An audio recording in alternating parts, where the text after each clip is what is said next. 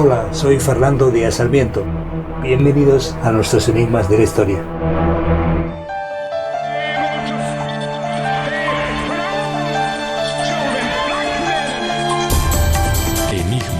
Enigmas de la historia.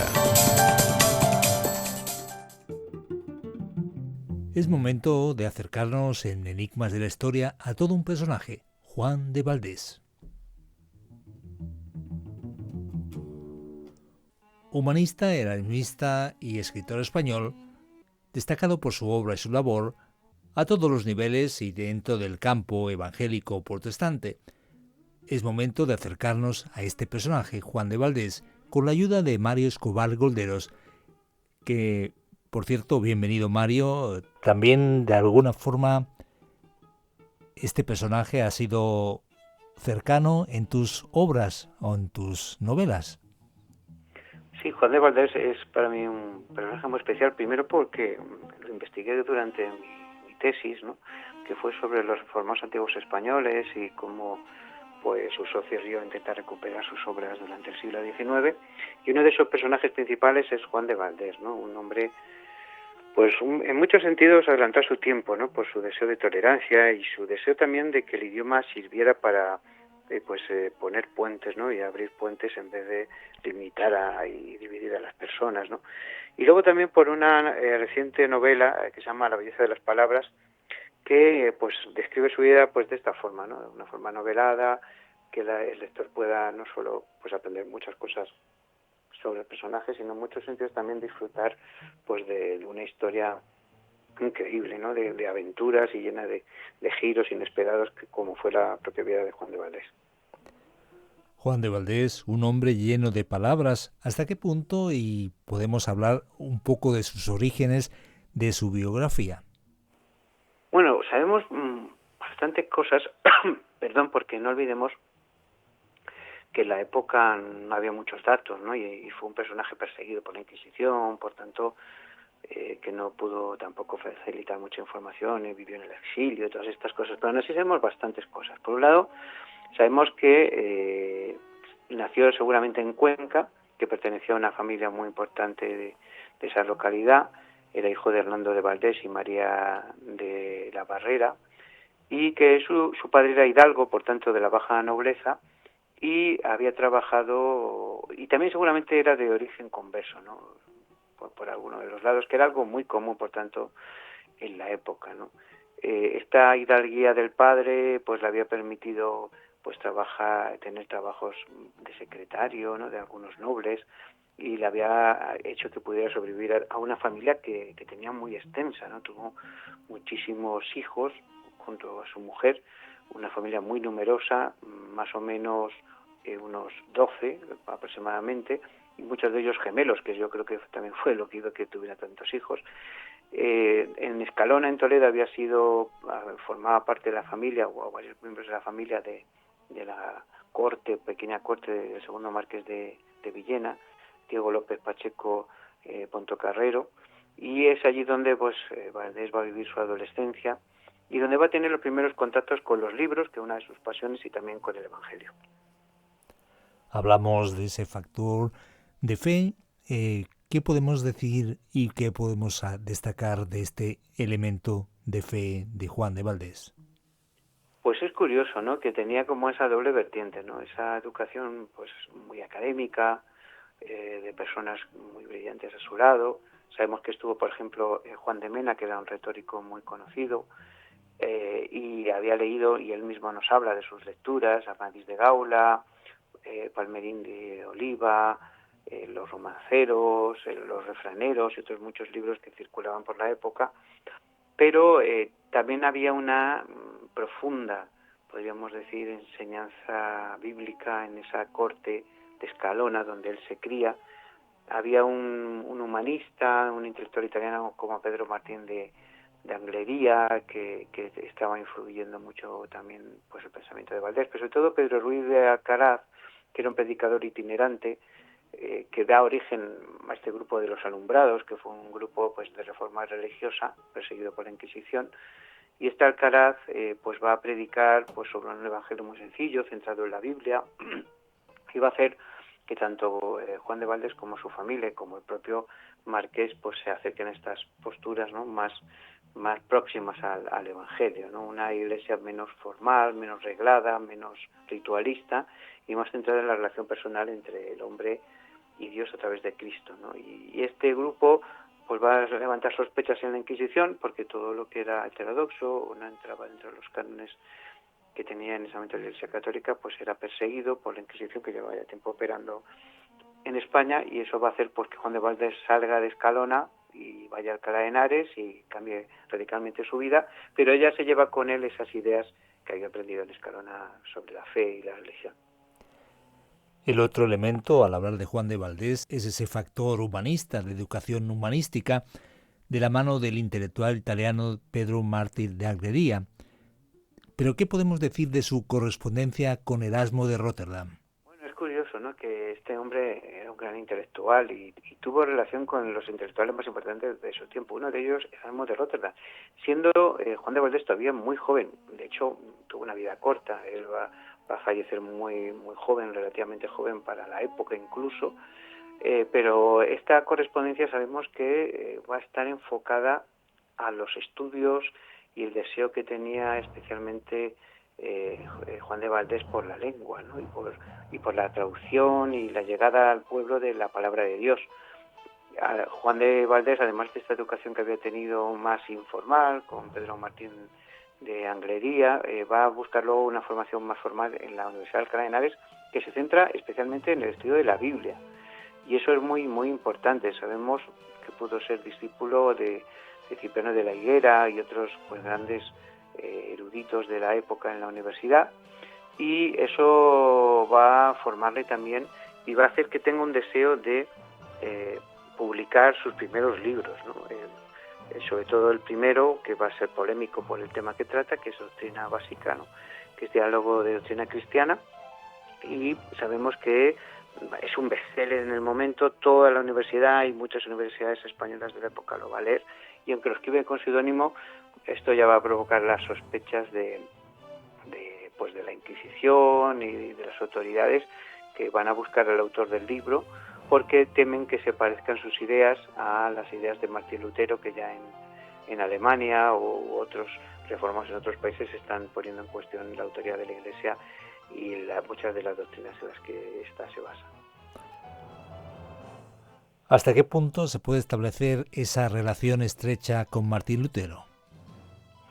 Pues curiosamente la Reforma española, sobre todo en este periodo y en los primeros reformados como Francisco de Encinas u otros reformados, tiene una mezcla, ¿no? Sin duda los escritos de Erasmo de Róterdam los había leído Juan de Valdés. En ellos ya se apuntan algunas ideas que después Lutero va a desarrollar, pero también tiene una parte muy autóctona, podríamos decir, ¿no? El origen, pues sobre todo judío converso, algunas veces también morisco, de Juan de Valdés y otros personajes, hace que ellos vean como algo natural el intento de buscar en la Biblia pues la verdad, ¿no? Y eso hace pues que al final haya un intento y esa búsqueda de la verdad a través de la Biblia pues se parezcan muchas de sus ideas a las de Lutero, ¿no?, que hace algo parecido en Alemania.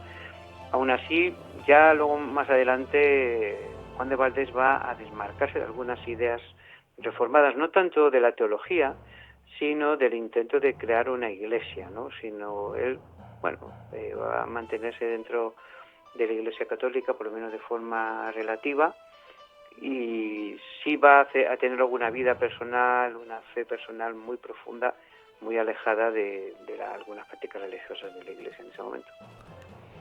Has hablado de su primer libro, Diálogo de Doctrina Cristiana. ¿Qué podemos decir al respecto y sobre todo qué podemos añadir de algunas otras de sus obras? Pues yo creo que esta obra es de las más importantes, ¿no? El Diálogo de Doctrina Cristiana tiene dos virtudes. Primero, que es muy sencilla y amena. Al hacerlo en forma de diálogo, lo que está consiguiendo Valdés es que un público que no leería un libro de teología, ¿verdad?, o un compendio de doctrinas, lo lea. Eso ya es una de las ventajas que va a producir este libro. Y luego además pues la profundidad y comprensión de la temática, ¿no? Y además el atrevimiento, ¿no?, de hacer un libro así en un momento como aquel. Pero no solo va a escribir este libro de teología, que va a ser un bestseller en su época, sino un libro que va a pasar desapercibido durante siglos, que es Diálogo de la lengua, en el que va a producir una especie de gramática pues muy sencilla, además en la línea de Juan de Valdés, que buscaba pues la simplificación y del lenguaje y el que sea más importante su uso y su práctica que luego la sofisticación, ¿verdad?, en la forma de construir las frases y todas estas cosas, y las reglas muy muy cerradas. Y entonces se considera que este diálogo de la lengua pues es una gramática aún mejor que la de Antonio de Nebrija, porque muchos han acusado a Nebrija de tener muchos andalucismos, y de la mano de Garcilaso de la Vega, que está en Italia, pues va a conocer a la corte italiana allí, y bueno, va a haber mucha gente que va a elogiar su obra, que no se va a quedar solo en estos dos libros, sino sobre todo luego, como digo, en el estudio de la Biblia y en la comprensión de la fe cristiana, su alfabeto cristiano, sobre sus 110 consideraciones divinas, ¿no?, que hace como pequeños pues refranes y una manera pues sencilla de entender la Biblia, comentario al libro de San Mateo, a los Salmos, a la epístola de San Pablo, a la epístola de los Romanos. Vemos cómo pues bueno, la mayor parte de su vida va a dedicarse al estudio de la Biblia y sobre todo a facilitar que la gente la pueda comprender en su idioma y analizar de una manera profunda. Estamos hablando y analizando con Mario Escobar Golderos al personaje Juan de Valdés. ¿Cómo es que terminó en Nápoles? Cuéntanos, y quizás hemos hecho un salto demasiado grande. No sé si quieres hacer algunas paradas en medio del viaje. Bueno, lo cierto es que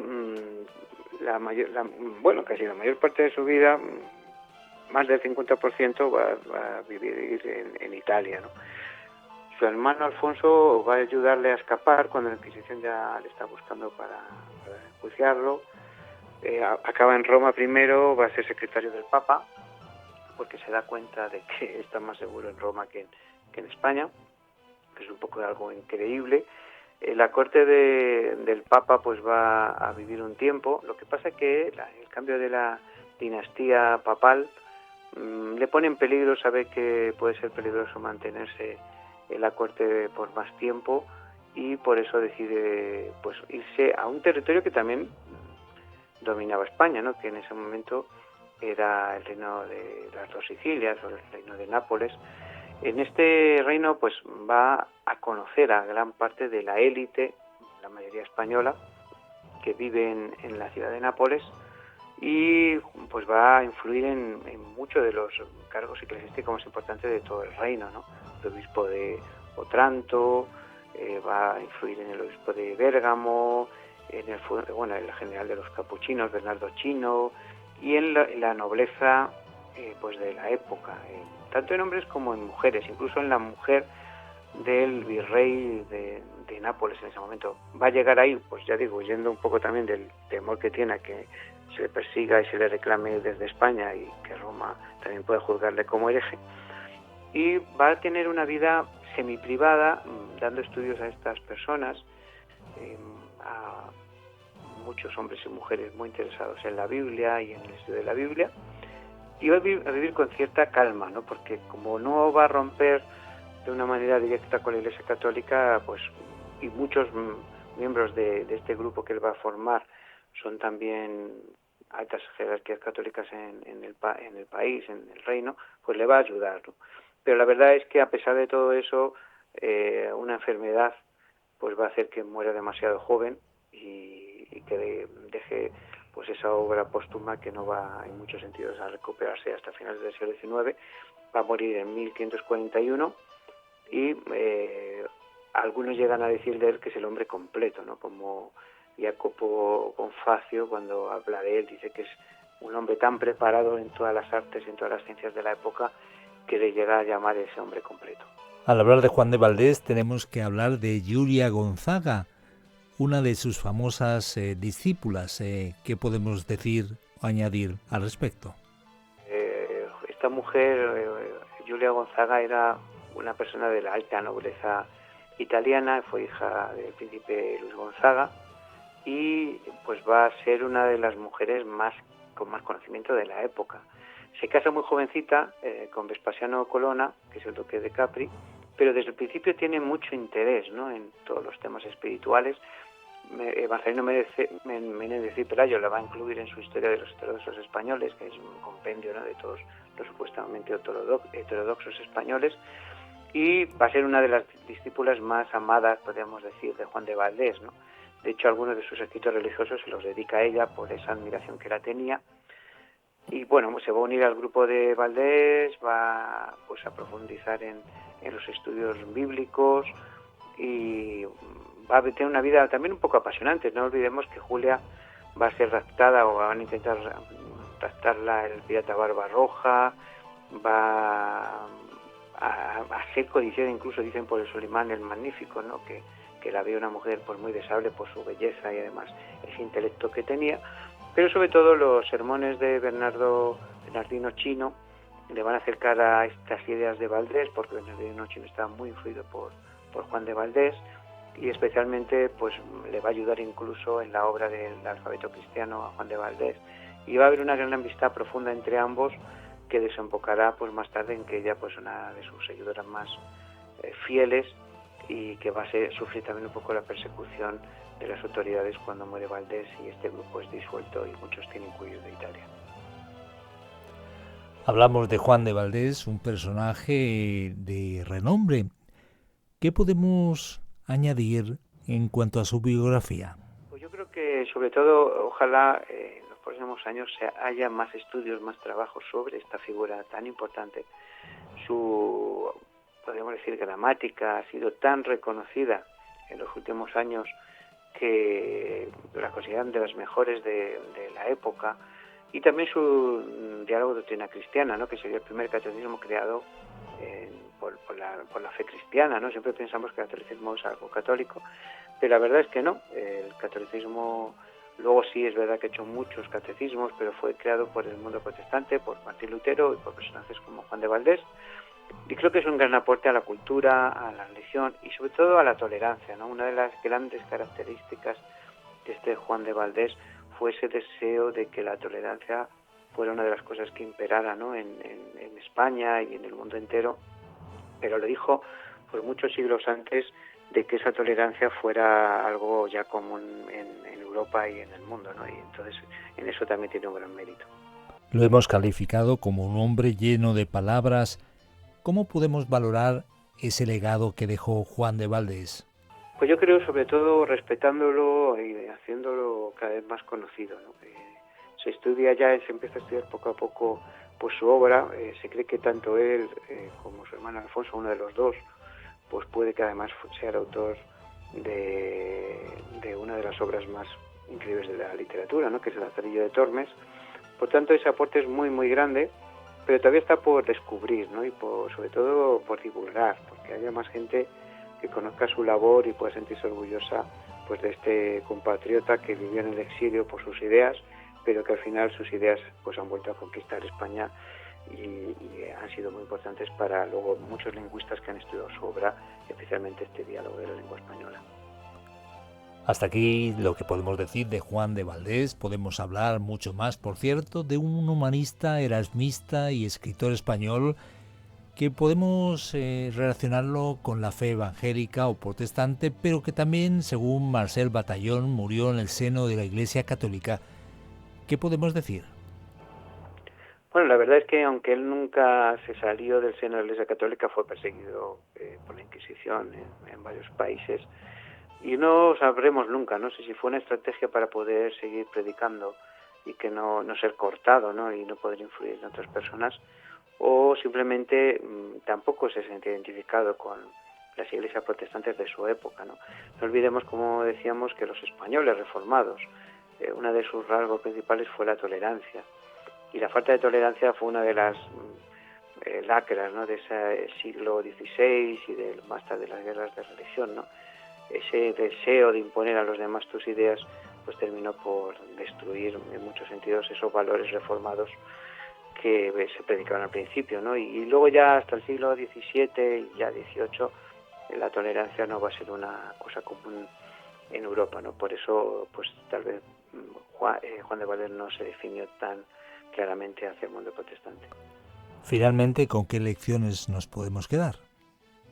Bueno, yo creo que la más importante es que a veces uno no es profeta en su tierra, que puede vivir una vida de exilio, ¿no? Huyendo de un lado para otro, pero en cambio todo lo que siembras recoges, ¿no? Y él sembró pues todas estas ideas, esta forma de ver el mundo, y ahora tal vez en una época más tolerante y con más capacidad de autocrítica, de análisis, pues estamos recogiendo mucho de lo que él sembró.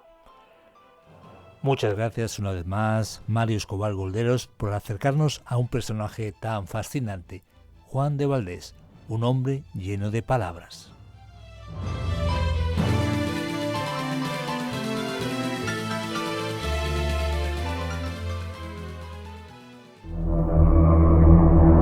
Gracias por estar con nosotros en nuestros enigmas de la historia. Síguenos en las redes sociales. Suscríbete a nuestro canal.